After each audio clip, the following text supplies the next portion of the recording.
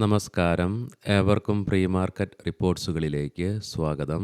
ഇന്ന് ഡിസംബർ 3, 2025 ബുധൻ. അങ്ങനെ ഇന്നലെ നിഫ്റ്റിക്ക് 26,000 എന്ന കീ ലെവലിന് മുകളിലായിട്ട് കഴിഞ്ഞ വീക്കിലി എക്സ്പയറി നടത്തുവാനായി.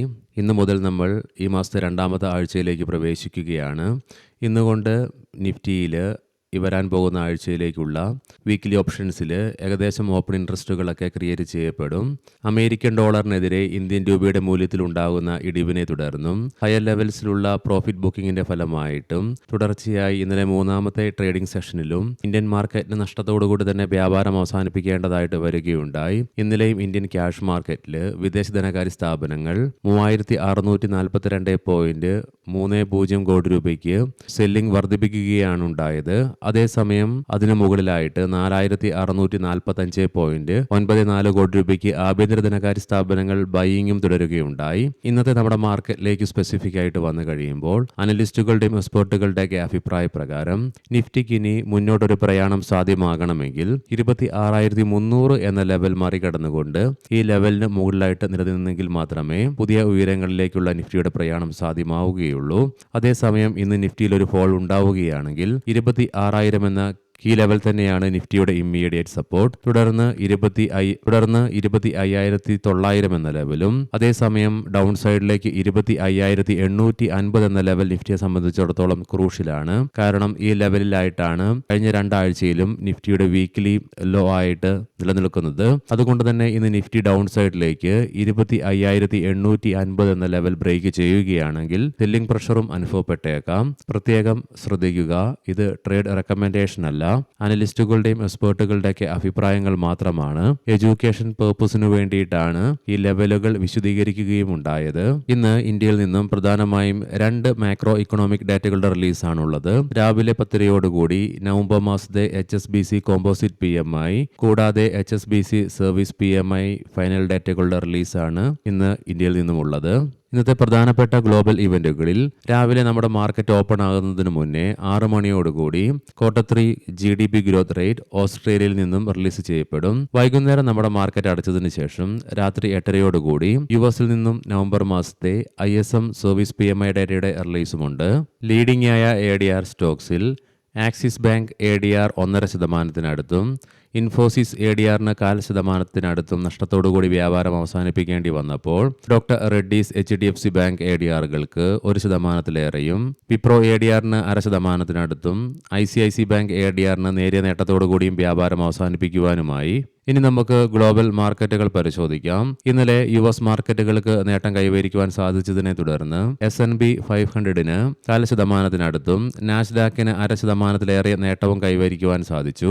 യുഎസിലെ ഡോ ജോൺസ് ഫ്യൂച്ചറും നിലവിൽ നേട്ടത്തിൽ തന്നെയാണ് വ്യാപാരം തുടർന്നുകൊണ്ടിരിക്കുന്നത്. യൂറോപ്യൻ മാർക്കറ്റ്സിൽ UK, ഫ്രാൻസ് മാർക്കറ്റുകൾക്ക് നേരിയ നഷ്ടത്തോടുകൂടി തന്നെ വ്യാപാരം അവസാനിപ്പിക്കേണ്ടതായിട്ട് വരികയുണ്ടായി. അതേസമയം ജർമ്മൻ മാർക്കറ്റിന് 0.5%-ഓളം നേട്ടത്തോടുകൂടി തന്നെ വ്യാപാരം അവസാനിപ്പിക്കുവാനുമായി. ഇന്ന് വെളുപ്പിന് 2:45 ക്ലോസ് ആയ ഗിഫ്റ്റ് നിഫ്റ്റിയുടെ നിലവിലെ ഇൻഡിക്കേഷൻ പ്രകാരം ഫ്ലാറ്റ് ആയിട്ടുള്ള ഒരു ഓപ്പണിംഗ് ആണ് ഇന്ന് നമ്മുടെ മാർക്കറ്റിൽ എക്സ്പെക്ട് ചെയ്യുവാനായിട്ട് സാധിക്കുക.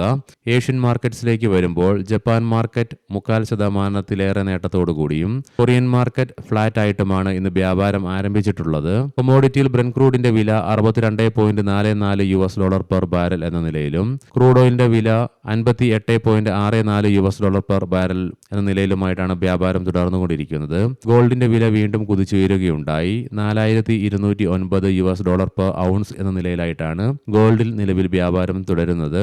ഇനി നമുക്ക് സ്പെസിഫിക് ആയിട്ട് നിഫ്റ്റിയുടെയും ബാങ്ക് നിഫ്റ്റിയുടെയും ടെക്നിക്കൽസിലേക്ക് പ്രവേശിക്കാം. നിലവിൽ തുടർന്നുകൊണ്ടിരിക്കുന്ന വോളറ്റാലിറ്റിയെയും വീക്ക്നെസ്സിനെയും സൂചിപ്പിച്ചുകൊണ്ട് അപ്പർ ആൻഡ് ലോവർ ഷാഡോസോട് കൂടിയിട്ടുള്ള ബെയറിഷ് ക്യാൻഡിലാണ് നിഫ്റ്റിയുടെ ഡെയിലി ടൈം ഫ്രെയിമിൽ നിന്നും ദൃശ്യമാകുന്നത്. മാത്രമല്ല ഇന്നലെ തുടർച്ചയായി മൂന്നാമത്തെ ട്രേഡിംഗ് സെഷനിലും ഉണ്ടായ ഫോളിന്റെ ഫലമായിട്ട് നിഫ്റ്റിക്ക് അതിന്റെ ഷോർട്ട് ടൈം മൂവിംഗ് ആവറേജ് ആയ 10-day EMIയുടെ താഴെയായിട്ട് വ്യാപാരം അവസാനിപ്പിക്കേണ്ടി വന്നു. അതേസമയം 20-day EMI ഉൾപ്പെടെ ബാക്കി എല്ലാ കീ മൂവിംഗ് ആവറേജുകളുടെ മുകളിലായിട്ടും വ്യാപാരം അവസാനിപ്പിച്ച് നിലകൊള്ളുവാനുമായി RSI 61 എന്ന ലെവലിൽ നിന്നും ഇടിവ് രേഖപ്പെടുത്തിക്കൊണ്ട് 55.43 എന്ന ലെവലിലേക്കും എത്തിച്ചേർന്നു. വീക്കിലി ഓപ്ഷൻസ് ഡാറ്റ പ്രകാരം 27,000 എന്ന സ്ട്രൈക്കിലാണ് കോൾ സൈഡിലേക്ക് ഏറ്റവും കൂടുതൽ ഓപ്പൺ ഇൻട്രസ്റ്റ് നിലവിൽ കാണുവാനായിട്ട് സാധിക്കുക. അതേസമയം 26,100 എന്ന സ്ട്രൈക്കിലാണ് ഏറ്റവും കൂടുതൽ കോൾ റൈറ്റിംഗ് നിലവിൽ കാണുന്നത്. അതേസമയം 25,500 എന്ന സ്ട്രൈക്കിലാണ് പുട്ട് സൈഡിലേക്ക് ഏറ്റവും കൂടുതൽ ഓപ്പൺ ഇൻട്രസ്റ്റ് കാണുവാൻ സാധിക്കുന്നതെങ്കിലും 26,000 എന്ന സ്ട്രൈക്കിലായിട്ടാണ് ഏറ്റവും കൂടുതൽ പുട്ട് റൈറ്റിംഗ് നിലവിൽ കാണുന്നത്. ബാങ്ക് നിഫ്റ്റിക്കും തുടർച്ചയായിട്ട് ഇടിവ് നേരിടേണ്ടതായിട്ട് വന്നതിനെ തുടർന്ന് ഹയർ ലെവൽസിലുള്ള സെല്ലിംഗ് പ്രഷറിനെയും വീക്ക്നെസ്സിനെയും സൂചിപ്പിച്ചുകൊണ്ട് ലോങ് അപ്പർ ഷാഡോയോട് കൂടിയിട്ടുള്ള സ്മോൾ ബെയറിഷ് ക്യാൻഡിലാണ് ബാങ്ക് നിഫ്റ്റിയുടെ ഡെയിലി ടൈം ഫ്രെയിമിൽ നിന്നും ദൃശ്യമാകുന്നത്.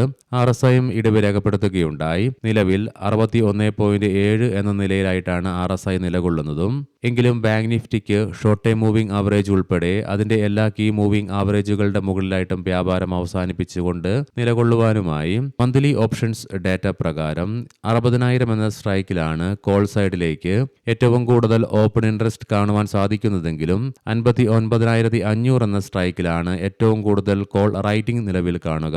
അതേസമയം പുട്ട് സൈഡിലേക്ക് 58,500 എന്ന സ്ട്രൈക്കിലാണ് ഏറ്റവും കൂടുതൽ ഓപ്പൺ ഇൻട്രസ്റ്റ് കാണുവാൻ സാധിക്കുന്നതെങ്കിലും 59,400 എന്ന സ്ട്രൈക്കിലായിട്ടാണ് ഏറ്റവും കൂടുതൽ പുട്ട് റൈറ്റിംഗ് നിലവിൽ കാണുന്നത്. ഇനി നമുക്ക് ഇന്നത്തെ പ്രധാനപ്പെട്ട സ്റ്റോക്കിംഗ് ന്യൂസുകൾ പരിശോധിക്കാം. മുൻകൂട്ടി ഓർമ്മിപ്പിച്ചുകൊള്ളട്ടെ, ഇതൊരു ബൈ ഓർ സെൽ റെക്കമെൻഡേഷൻ അല്ല. RPP ഇൻഫ്ര പ്രോജക്ട്സ് 26 കോടി രൂപയുടെ റോഡ് വീതി കൂട്ടൽ ഓർഡർ കമ്പനിക്ക് ലഭിക്കുകയുണ്ടായി.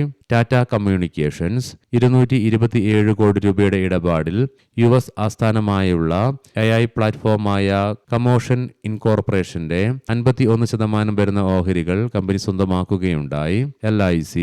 LICയുടെ MD-ആയി രാമകൃഷ്ണൻ ചന്ദർ ചുമതല ഏൽക്കുകയുണ്ടായി. ഓയിൽ ഇന്ത്യ നുമാലിഗ്ര റിഫൈനറിക്ക് നവരത്ന പദവി നൽകിയതായിട്ട് പെട്രോളിയം മന്ത്രി ഹർദീപ് പുരി അറിയിക്കുകയുണ്ടായി.